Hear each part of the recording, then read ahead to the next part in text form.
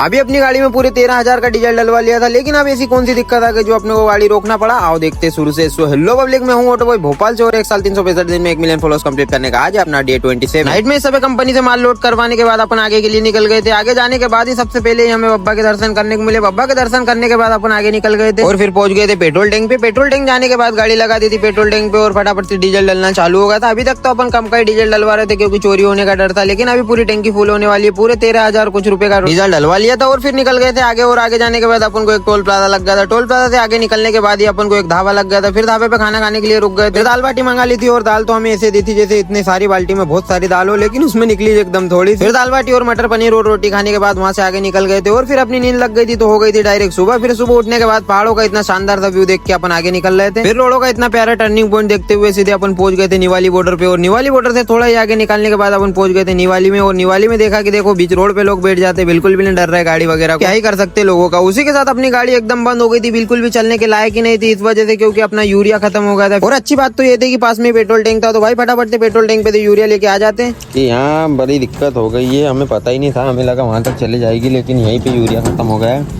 हम देख रहे खोल ले गाड़ी और डालते उसमें यूरिया। आइसर कंपनी का नहीं मिला, आइसर कंपनी का नहीं मिला यूरिया, दूसरी कंपनी का ही डाल देते। अब क्या करें, अटक तो गए, गाड़ी चलने के लायक ही नहीं है, आगे ही नहीं जा रही है। आइसर का सर्विस सेंटर तो अभी 30 किलोमीटर आगे था, लेकिन निवाली में ही अभी क्या यूरिया खत्म हो गया, इस वजह से अब आइसर कंपनी का तो नहीं डाला, दूसरा ही अब ये पेट्रोल टैंक से लेके और दूसरा ही डाल दिया अभी तो यूरिया, क्योंकि चलने के लायक ही नहीं थी गाड़ी, थोड़ी भी नहीं आगे बढ़ रही थी, इस वजह से फिर वही डालना पड़ा दूसरे कंपनी का यूरिया। और फिर वहां से निकल गए थे आगे और फिर आगे का सफर अपना कैसा रहा बताता हूँ कल इसी वीडियो में। तब तक के लिए फॉलो कर लो अपने भाई को।